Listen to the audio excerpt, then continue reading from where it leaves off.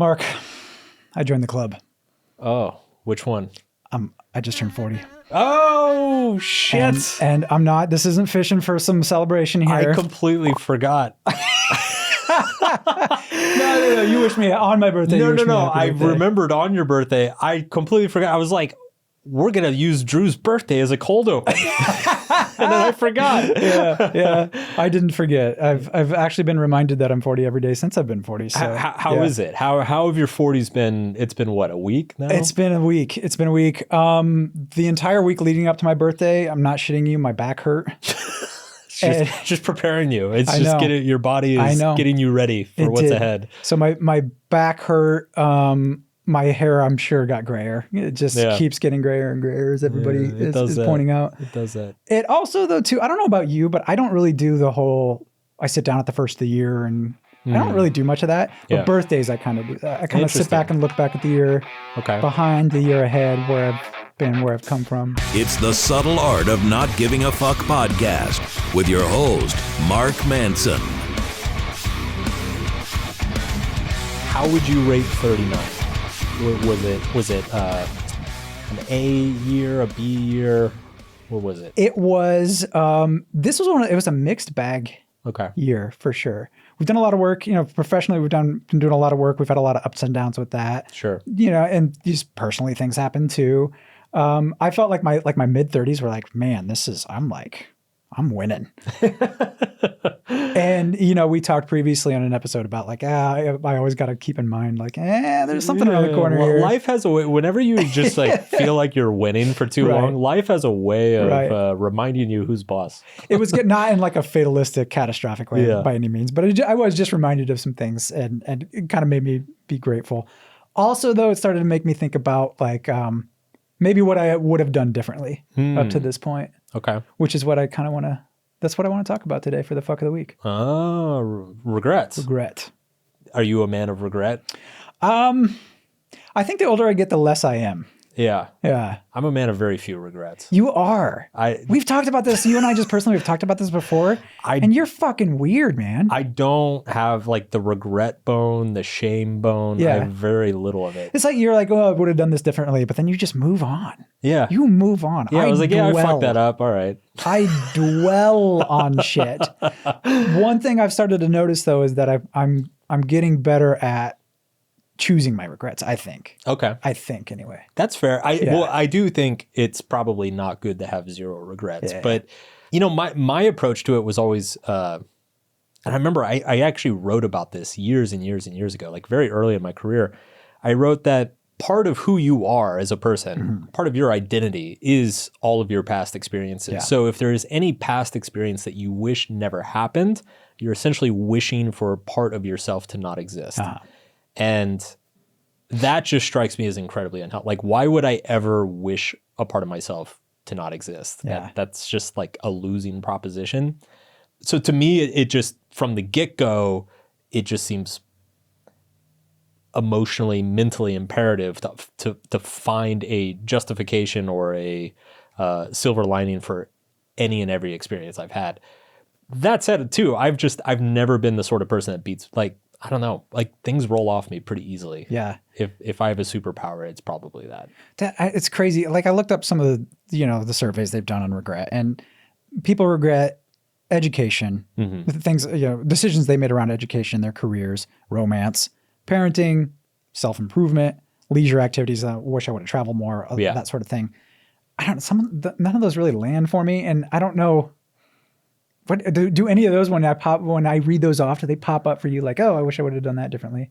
No. I'm kind of the same. No. For those especially. But it is, there is that cliche that the most regrets are the things that you haven't done, right? Yeah. And regrets of omission, not commission, right? Yeah. Yes. Yeah. And I definitely have always taken that to heart and been I would rather regret doing something and falling on my face than regret not trying at all. So I try to keep that in mind. But I don't know.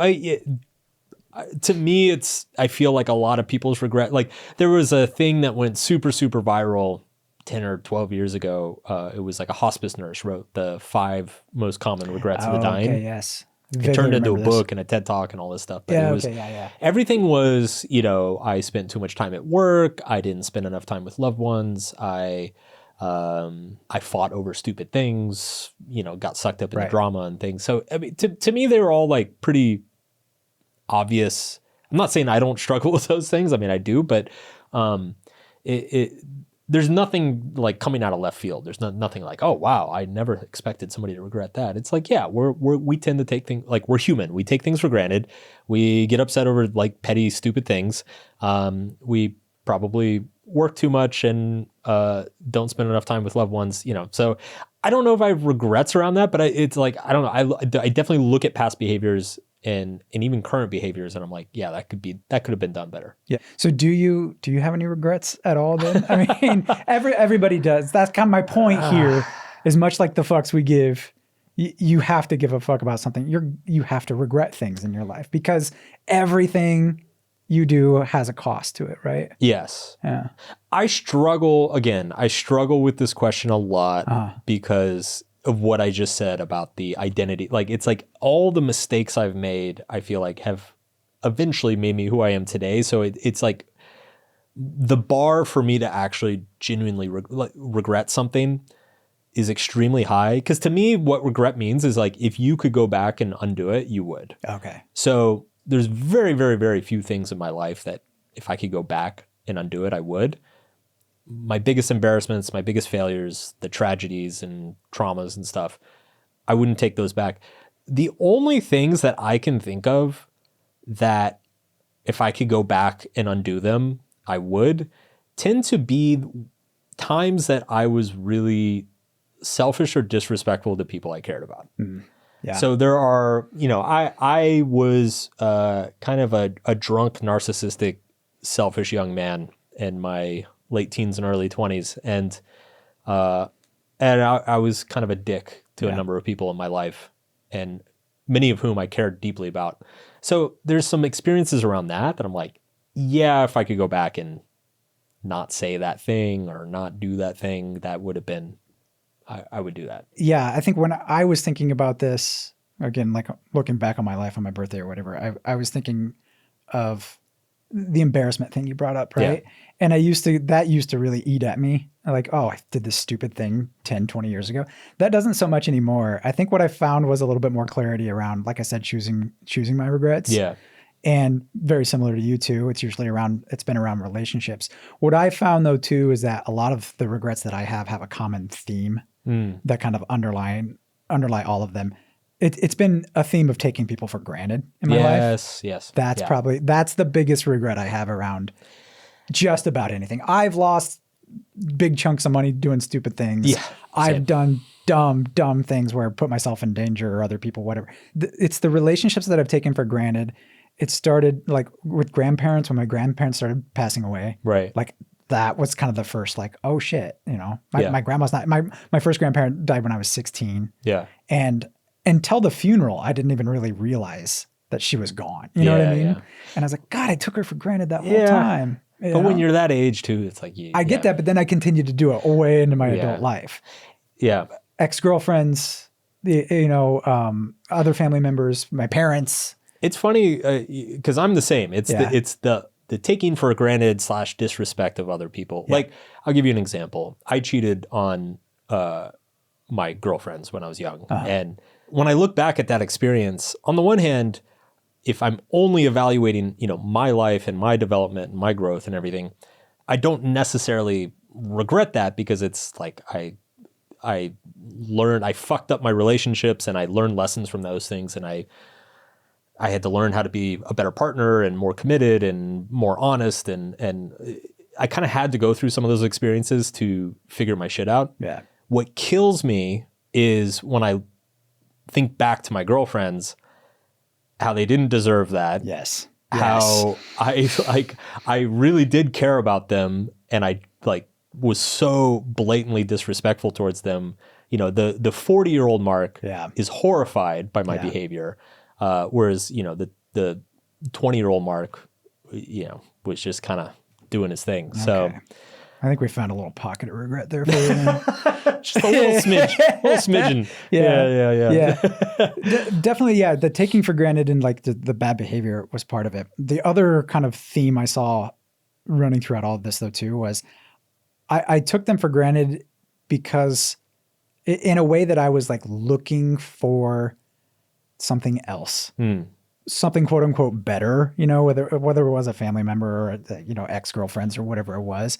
It was like, oh, I was behaving poorly because I was looking for something else. Yeah. And not like the biggest thing I actually do regret was not like appreciating what I had right in front of me, which was so much now that I realize that as I get older. Yeah. I had so much that was just like right in front of me. But isn't some of this just being a wise old man and looking back at your... That was a question I was going to have for you too. Yeah, like how much of this is... Because I think some of this is just being young. Yeah. Like when you're young, you do take everything you grew up with for granted, and you do just kind of assume it's always going to be there, and you do assume that there's something better out in the world than whatever you got stuck with, you know, growing up with. And I certainly relate to that, in that it's taken me a long time to come around and really appreciate a lot of the people and things that I grew up with. So I hear you.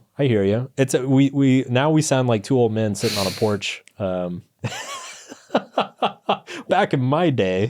I mean, yes, that's true. And there is just some of it. Club. I mean, that's another lesson I've just learned about being a human being, is that there's just some shit you just have to learn on your own, and there's no way of getting around that. Yeah. I mean, to me, regret is like a very strong word. For example, probably the closest thing that doesn't involve other people that I would potentially regret is it took me, I think, way too long to get on the health bandwagon. I had a lot of very self-destructive habits when I was young, and that persisted well into my 30s. And I was very cavalier about them. My brain is just very good at justifying whatever I want. And that worked against me with a lot of these self-destructive behaviors. I always found ways to justify them. And so my health got a little bit out of control in my 30s. And now that I have gotten my shit together and I do have healthy habits, and I'm sober and I'm eating well and sleeping well and exercising and everything, I'm like, oh, why the fuck did I wait so long? Like I'm definitely having an experience of like, what if I did this 10 years ago? What if I like went to half as many parties and drank half as much booze and instead spent that time in the gym? And I try not to dwell on that too much, because it just, I don't know. I don't think it's very productive, but that pains me a little bit to think about, for sure. But do I regret it? I don't know, man. I had a lot of great fucking times. And you do learn some crazy shit when you're...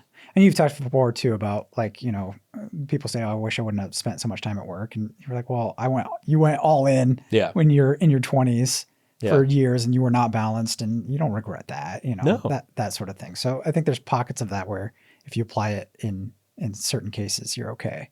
The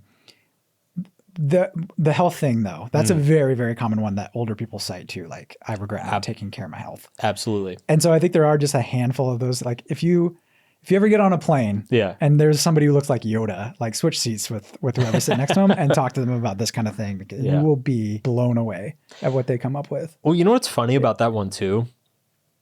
As you probably remember, when I turned 30, we crowdsourced an article from the audience. I basically asked everybody in the audience, I said, if you're over 40, what do you wish somebody told you at your 30th birthday? Like, what's your best piece of advice for somebody turning 30? And the number one piece of advice was, don't wait to get your health in order. Yeah. Because by the time you're in your 40s and 50s, in some cases it's too late, or it's going to be too hard, or it's, you know, whatever. And I fucking just completely disregarded that. Right. Yeah. It was like literally like 98% of my audience told me the same thing. And I was like, yeah, I'm good. Yeah. And it goes back to, we've talked about this before, but taking care of your health is all these little tiny things. Yes. And that takes a very, very long time to build that bank up, that bank of health, if you will. It does. And I think in my case, the issue was a lack of clear measurement, you know, so I fell victim to my own ability to delude myself and convince myself that I was being healthy when I know today I was not being healthy at all. So it's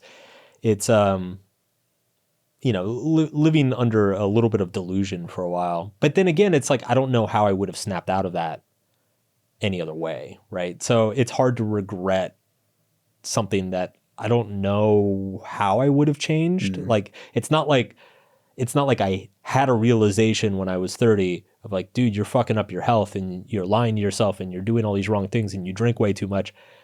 And then I kept doing it. It's like, no, I just never had that realization. Yeah. I was out to lunch, so to speak. Well, okay. If somebody is out there just wallowing in regret, yeah, I don't know, reframe. I don't even know what the language around this would be. In my experience, the people who are like really hung up on regrets, it's one of two things. Either it's a very traumatic or tragic experience that they just are really having a hard time letting go of. And to me, that's like a more of a grieving issue. Or their actual issue is just a very deep self-loathing and lack of self-worth, and that it manifests through constantly being preoccupied by all the things that they did wrong or they could have done better or that they fucked up or missed opportunities or whatever. Like, so the symptom is the regret, but the real issue is just like this general loathing of oneself. Yeah. Yeah. I think, like you said, just having a bias towards doing things and just going for it. Yeah. That'll go a long ways.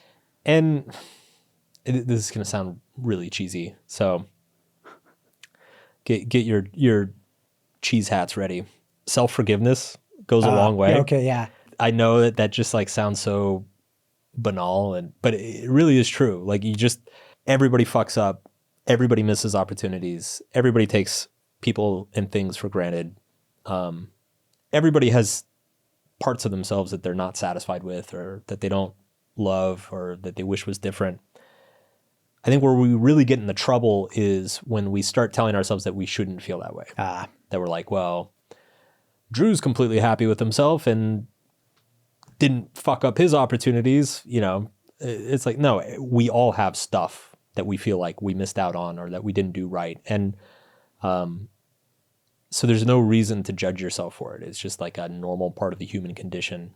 And much in the same way, like, we fuck anything up and we have to, people in our lives mess things up and we forgive them. Yeah. Like, if your best friend screws up and, you probably don't have that hard of a time forgiving them or letting it go with them. Yet so many of us struggle to do that with ourselves. Yeah. But that's definitely getting older. This is one of the lessons I've learned as well too, is that like self-compassion, self-love, self-forgiveness is a skill you have to develop because you can't always get that from outside. And I think a regret is a big part of that. Yeah. People are looking for some sort of outside solution and it's just not there. All right. We'll be right back.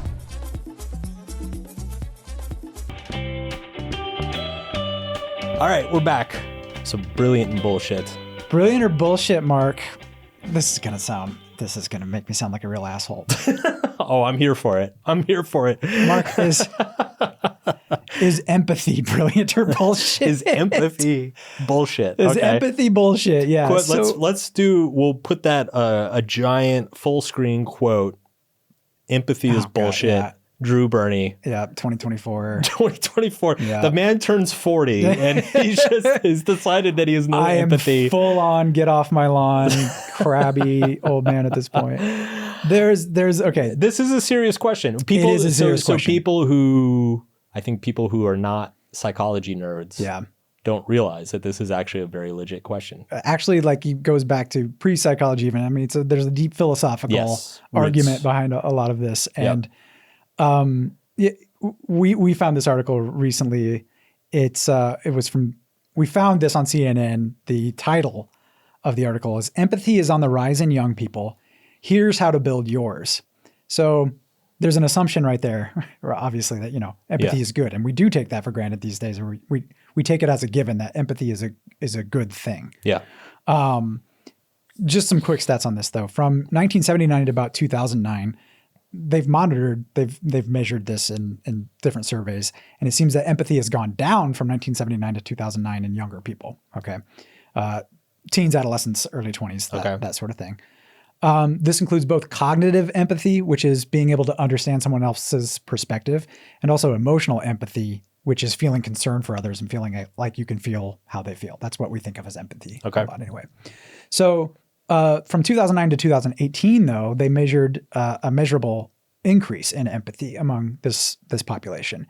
And same population or a young population? A young population. Okay. They haven't so followed the Gen Z, basically. Yeah, yes. So what you're telling me is our generation is the least empathetic generation in the population. So if you look back at the data, it kind of waxes and wanes a little bit. Okay. But there has been a noticeable increase in the last 15 years or so. Okay. Yeah.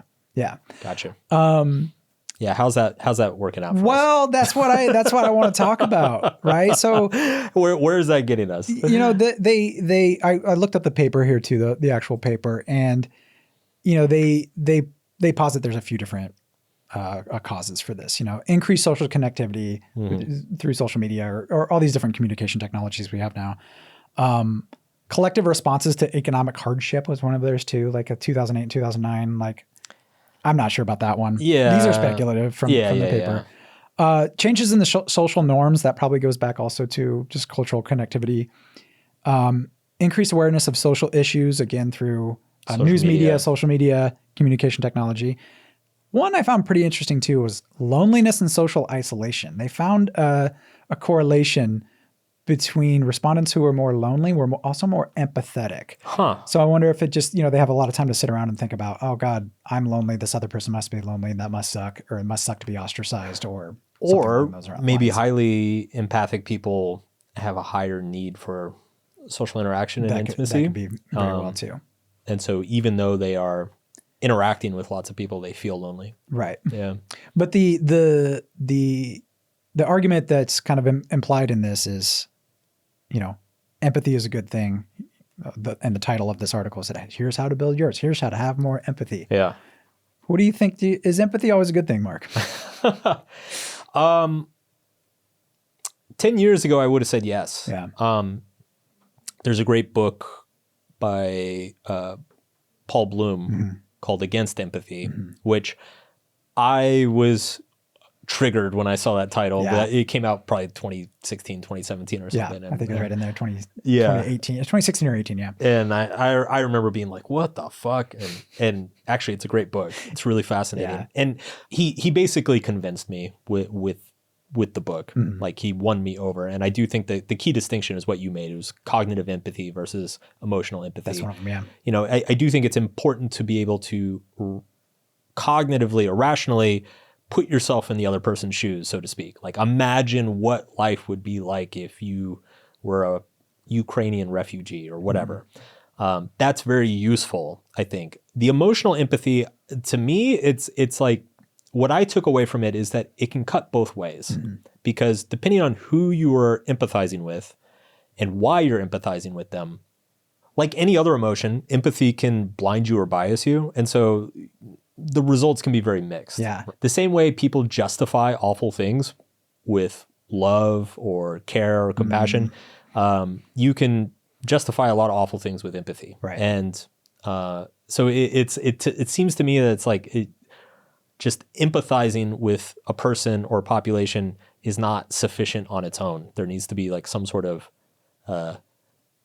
like rational placement or contextualization to have around it. Right. If yeah. That makes sense. Yeah. And that Paul Bloom, that's one of the big arguments throughout the book.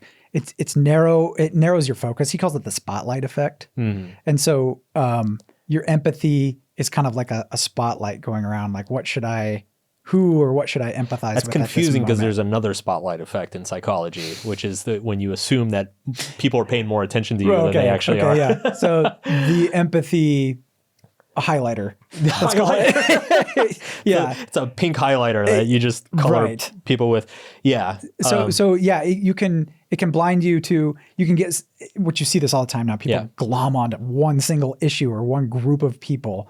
And they say, why aren't you as empathetic and caring about this? And it's like, well, why aren't you as empathetic and caring about this to all these other things I going think, on. Yes. Not that we should be, like, not that we should, not that we can, not that we have the capacity. The issue is that it's not sufficient, Yes. right? So Yes. we're starting to get into we're starting to approach a lot of social issues that have been going on lately, because I think part of the problem is that a lot of people who empathize deeply with people like victims or populations, they seem to feel that is sufficient. It's like, okay, well, this bad thing happened to this person. So I'm really upset and you should be really upset too. And it's like, it kind of ends there. Right. Right. It feels like you've done something. Whereas like, well, what actually happened? Right. And I think that this can backfire in a lot of cases. So perfect example is the George Floyd protests and the fallout from that from 2020. Right. So for people who are not familiar, George Floyd was a African-American man, was murdered by a police officer, was caught on camera. There were massive protests against police brutality in 2020, a huge firestorm of racial debate and arguments. And there were calls to defund police and put body cameras on every cop in the country and all these things. And that outrage is understandable. The empathy that came, I mean, I saw the video. I thought it was horrifying. The empathy is completely understandable. But it's interesting that, we're about 4.5 years removed from that. And there's actually a thing now that some researchers are calling the George Floyd effect, which is since the George Floyd protests and all the outrage towards police are much less likely to arrest or subdue people out in public. And as a result, the murder rates and the violent crime rates have gone up in certain communities, predominantly African-American communities. And so the people who have actually suffered the most from the George Floyd effect are the very people that everybody had empathy for in the first place. Targets of the empathy. Exactly, right? And so it's again, it's like the emotion's valuable, right? Like it's especially when you have this like outpouring of outrage and this sense of injustice and everybody's upset and they want to make things better. Like that is valuable. It just needs to be channeled in the right direction. And when you don't channel it in the right direction, it can actually unwittingly make things worse. Right. Okay. So you are kind of getting at the emotional empathy versus cognitive empathy then there. Where and Paul Bloom makes the argument, he's not, the title is against empathy, but he's not like, I don't hate empathy. He's like, I just think it's overrated. Paul Bloom hates you. Right. Yeah. Right. Like Paul Bloom is a psychopath. That was probably the first title he wanted. He submitted that first. And the publisher was like, maybe we change this. Let's redirect. But he does make a case that cognitive empathy, where you can understand somebody, but you don't necessarily have to put yourself in their shoes or feel a certain way. You just need to be able to understand them. Now, I should say there's some psychologists who think, can you really cognitively understand somebody without having some emotional component to it too? I kind of, maybe not. I don't know. Yeah. But the point still remains that this whole cognitive empathy is kind of the basis for what we now call effective altruism. Yes. Made famous by Peter Singer, made infamous by Sam Bankman-Fried, I would say too. But there's this rational side to our brain that he thinks we need to use alongside our empathy to make sure that we're effectively channeling all of these emotions, all of this empathy into the right direction, and making sure that we're using our higher reasoning powers to make sure the good we want to come can actually come. Yeah. What do you think of that? I mean, that's a big thing to bite off and chew. Yeah. I agree with the principle that the limiting factor is understanding the second and third order effects, understanding the downstream effects of the empathy, and making sure that you're not acting out in such a way that is going to backfire or work against you. The problem is, and I never really got the effective altruism thing, just because it's, once you get past like the second order effects of anything, it's just the complexity becomes overwhelming. Right. And people's biases kick in that it's just like there's such a fog of war to understand what is actually going to have the biggest long-term impact and what's not, that I've just always been very skeptical that you could objectively measure that sort of thing. And in my observation is that any like really serious attempts to quantify that sort of thing of like what's going to create the greatest good for the greatest amount of people leads you into a very absurd place very quickly. You know, from what I understand, there's a whole subset of effective altruists who basically came to the conclusion that since there was like a 0.01% chance that super intelligent AI would just destroy humanity, that all of their efforts should be put into preventing super intelligent AIs, which like that just strikes me as completely nonsensical, right? Like, we all have two kidneys. Like you shouldn't have one of your kidneys because you don't need it, and the risk of dying from the kidney transplant surgery is so low, and yet the outsized return you get for donating your kidney is so high. Yeah. It goes to some ridiculous places pretty quickly. Yeah, it does. Like none of us should have both of our kidneys. It's amoral for us. We're gonna put that quote under the first one. Drew Burney. None of us should have two empathy kidneys. Is bullshit. Drew Burney. No one should have two kidneys. Okay. So that is part of the argument. We're barely staying on the rails here. Let me see if I can get us back on the train here. Where are we going with this? So the case that Bloom makes against empathy, one of them, we've covered a little bit of this. It narrows your focus a little too much on single issues or a handful of issues when there's all sorts of issues going on. It doesn't scale very well. Like empathy causes you, again, narrows your focus, causes you to focus more on a single person rather than the thousands of people that are suffering. It's how our brains are wired. Because it causes you to stereotype very plainly. That's another one. It's kind of the basis for in-group, out-group thinking. Is empathy, because you're going to empathize with one group over the other. Just naturally, you have a natural inclination for that. And it is human nature that we naturally empathize with people who look and think and act like us and come from the same place we come from. So it's, again, if you are if you're against things like racism and prejudice and nationalism and all these things, then you know, baseline empathy is actually potentially empathy is not only the solution of those problems, it is also the cause of those problems. Yeah. Another one too, your empathy is easily manipulated. I thought that was an interesting one that he brings up in the book. Oh, totally.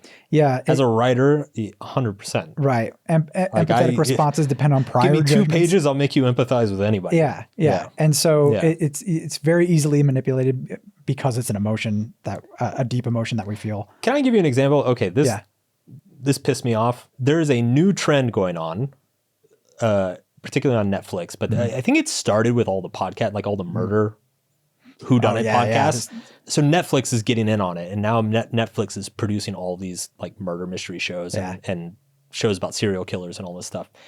And I've watched a few of them, and it's really bugging me what they do. They did this with the recent Menendez brothers one, and they did it with the Jeffrey Dahmer one, and it makes me sick, which is that they show the murder, like they show the murderer and the murder, and it's like horrendous and horrific, and you're just absolutely disgusted. And then you get like episode 3 or 4, and the next the next 50% of the show is completely written to make you empathize with the murderer. Yeah. So you start seeing how horrible their childhood was, and how he was bullied, and his dad was this horrible person, and and it's like they spend multiple episodes like getting you to feel so sorry for him, and maybe he was actually the victim and all this stuff. And to me, it's a really sick use of the audience's empathy, because I think particularly in a case like of somebody like Jeffrey Dahmer, like I actually don't think we should empathize with him. I think it is the ethics of getting people to empathize with Jeffrey Dahmer is a very questionable thing. I don't think. Yeah, I can't believe you had to say that, but yeah, you're right. Like I don't know how those writers and directors sleep at night. Yeah. Like it's sick. And there are, again, because empathy is a powerful tool, and getting people to empathize with certain actions and behaviors in people and helping them find justifications or explanations for those heinous behaviors. I don't think that's necessarily a good thing that we should be like broadcasting to millions of people within society. So that's a perfect example where I think empathy is used terribly, and it also just makes the shows bad. Yeah. Like I don't buy it. Right. You know, like I've watched a few of them now, and every single time I get halfway through and I'm just like, I don't buy this. Yeah. This just feels too contrived. It's like, we're doing the both sides thing. You know, I'm not here for that. Maybe I'm old. Yeah. maybe I've aged out of this demographic. But anyway, what you were saying made me think of that, of just like how easy it is to manipulate what the audience feels and what they care about, and by dictating the narrative around what happened. Right. Yeah. And what the justifications were for something. Like something similar is happening, and you have a connection with this as well, in El Salvador, right? Yeah. Bukele has had to come out. People are railing against. He's thrown gangsters or suspected gangsters in jail in mass, Yes. right? Hundreds of thousands of them, and people are like, "You're mistreating them." And he had to come out and say, "Look, most people in El Salvador eat beans and rice every day. I'm not going to worry about what criminals are eating in prison right now. Okay, I have other things to think about." So it's like that's a misdirection of empathy too, I think, as well. That's another great example. Yeah. It's so for people who are unaware, we shot a YouTube video in El Salvador. Yeah. It will be coming out by the end of this year. And part of the reason was I actually wanted to go talk to the people in the neighborhoods, the poor neighborhoods where the gangs controlled everything and where there was just immense amounts of violence as recently as a few years ago. And yeah, I mean, regardless of what you think about him or his politics, like he has a point, which is I think the outside world has been so focused on the potential human rights violations of the mass incarceration there that they're missing the forest for the trees. Right. And they don't realize, like, I think Bukele himself even said it. He said, "Some say I wrongly imprisoned thousands. I think I freed millions." Right? Because it's like you have a country of 5 million who no longer lives in fear. They're no longer afraid to go outside. They can take their kids to school, like do all the normal things. So anyway, that video is coming soon. Yeah. Just a little teaser. Yeah, a little teaser. It'll be on the YouTube channel. Check it out. What else? Anything else about empathy? Or are we? I'm not as extreme as you, Drew. I'm not going to say it's bullshit. Yeah. I'm not going to call it. Okay. Here's offer some nuance I'm just here. putting words in your mouth. No. Empathy has its place, absolutely. Yeah. And I think it has its place in, especially in your personal relationships with people, one-on-one situations or smaller groups. Yeah, that's what we evolved the empathy for. That's where it's supposed to, like, that's our evolutionary past. Probably that's how empathy evolved. It's kind of been hijacked though lately, I think. Yes, I think that's a really good point. Is that it's optimized for the small and local, and the people close to you, and it's best used there. And I think maybe a side effect of our technology is that it's empathy has been inflated and amplified and spread a little bit too much and too far. Yeah, I don't know. We definitely sound like two 40-year-olds. Yeah, we do. We do.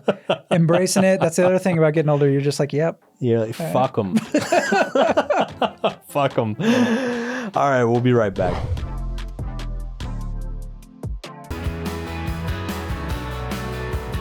All right, we're back. What are the questions, Drew? What do the people want to know? The people want to know. This one came in from YouTube.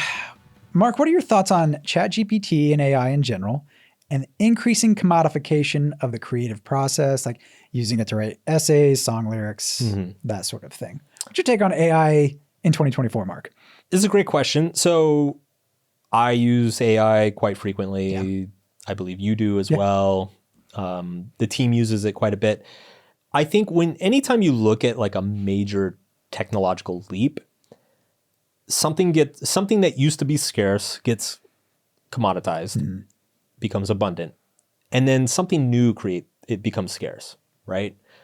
Like I don't think anytime people start freaking out about a new technology, they always freak out about the thing that used to be scarce, then it's going to become abundant.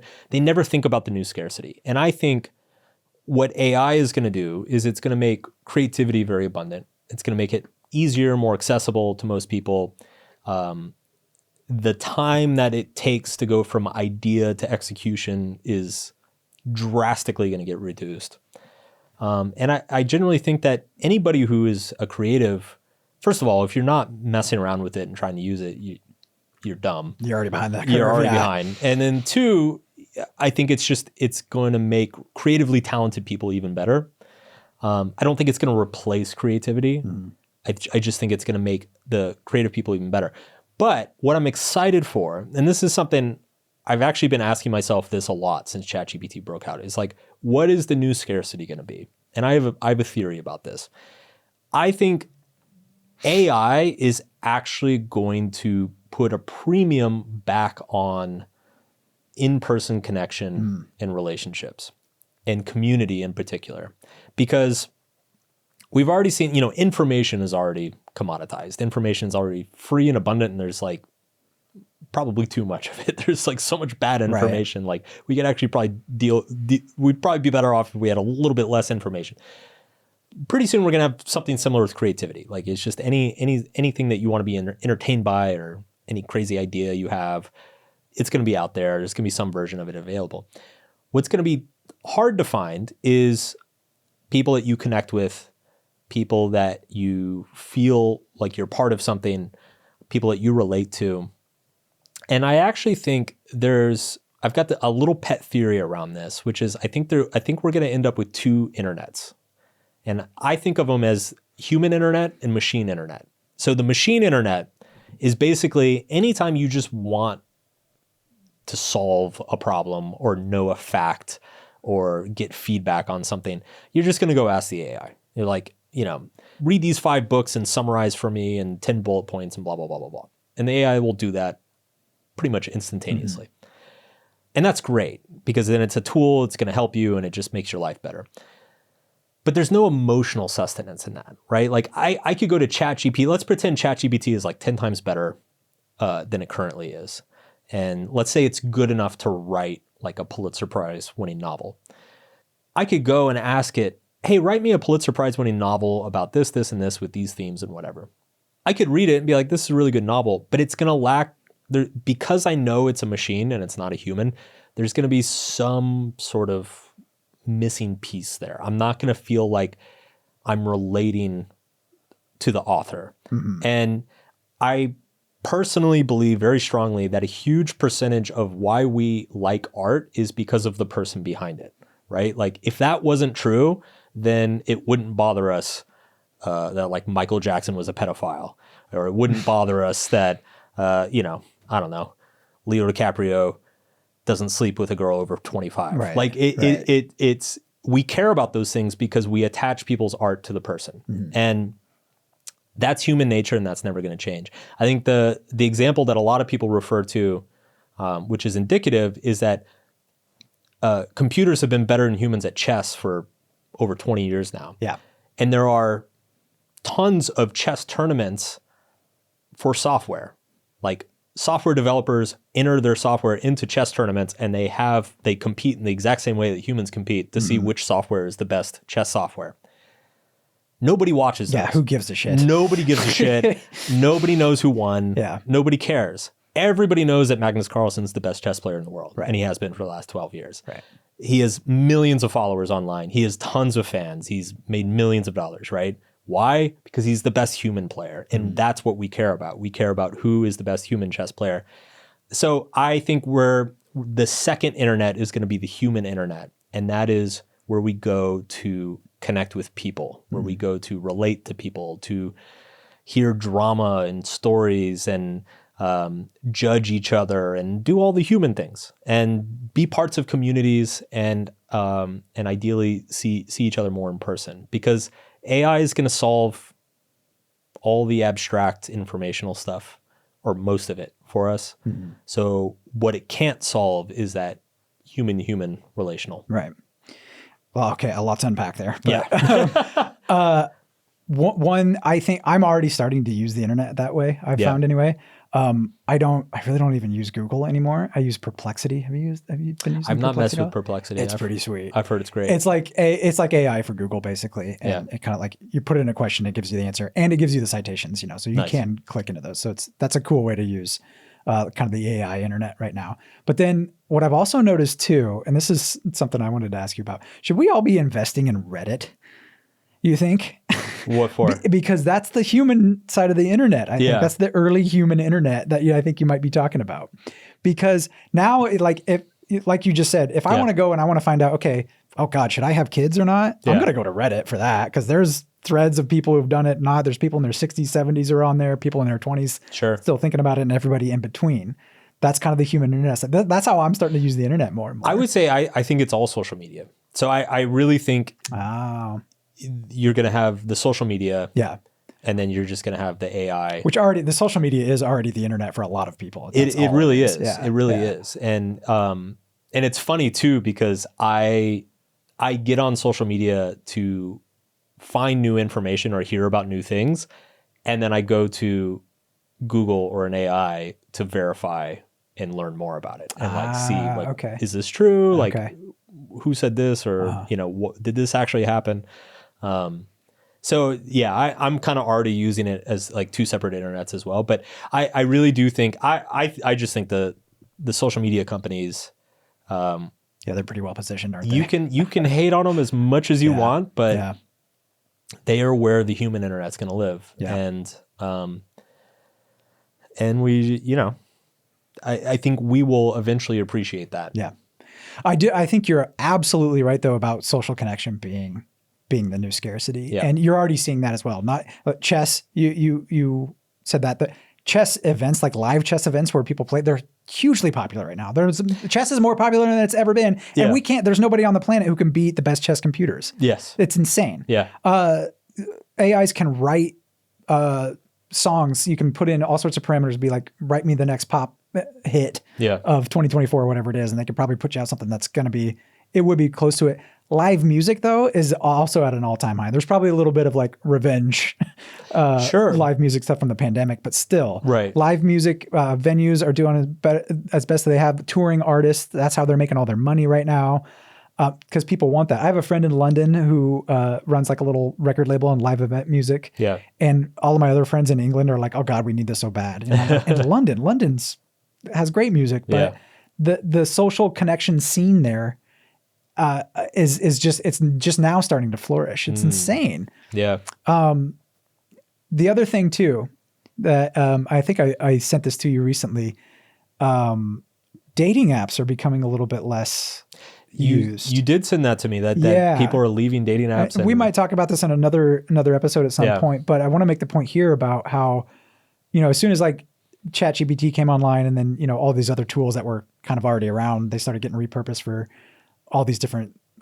all different things that people do. One of them was, here, use AI to improve your dating profile on these apps. And I think people were just like, Jesus Christ, are you serious? And so actually now, like on Eventbrite, live events, live dating singles events are more and more popular than they ever have been. Interesting. So I think the trend is already there. I don't think it's a prediction you're making. I think it's already happening. It's starting. Yeah. I believe it. It's in my experience too. I mean, when ChatGPT first came out, I kind of had the same fear. I think I even tweeted this at one point. I like joked. I was like, okay, how long do I have before I'm out of a job? Yeah. And I was like, I think I can make it to 2030. But honestly, the way the last 2 years, the more I use it, the less convinced I am that it's going to replace anybody. I just think it's, the phrase that's going around Silicon Valley, to my understanding at the moment, is you're not going to be replaced by an AI. You're going to be replaced by somebody who knows how to use the AI. Yeah. And I've definitely found that to be true. That we were actually joking earlier that if you tell ChatGPT to like write something in the style of Mark Manson, it's awful. It is like the worst half-ass parody of my work that you've ever seen. But I use ChatGPT all the time to help research. I use it to come up with title ideas. I use it to come up with segment ideas. Like it's super useful as a tool. And so yeah, big ups on AI. Yeah, I think this is one of those where we need to just embrace it. Don't fight it so much. Yeah, I get the pushback. I do understand the knee-jerk reaction to it. But It is. It's like a huge unlock for us. I think if we need to not be so scared about it. Not be so scared of it so we can use it in better ways. Yeah. I agree. Yeah. Cool. Well, that's our show. This was not produced by an AI. It was not. This was produced by 2 humans. Or was it? The wisdom of the week, Mark. This one comes from Mason Cooley, who said, this goes back to the regret. Mason Cooley said, regret for wasted time is more wasted time. I really like that. Well said. Yeah. Well said. That's it. We'll be back next week. Please like and subscribe. And if you have a question, feel free to submit it. You can comment on YouTube or email us at podcast@markmanson.net. We will be back next week. And maybe, just maybe, we might be more empathetic next time. The Subtle Art of Not Giving a Fuck podcast is produced by Drew Burney. It's edited by Andrew Nishimura. Jessica Choi is our videographer and sound engineer. Thank you for listening, and we will see you next week.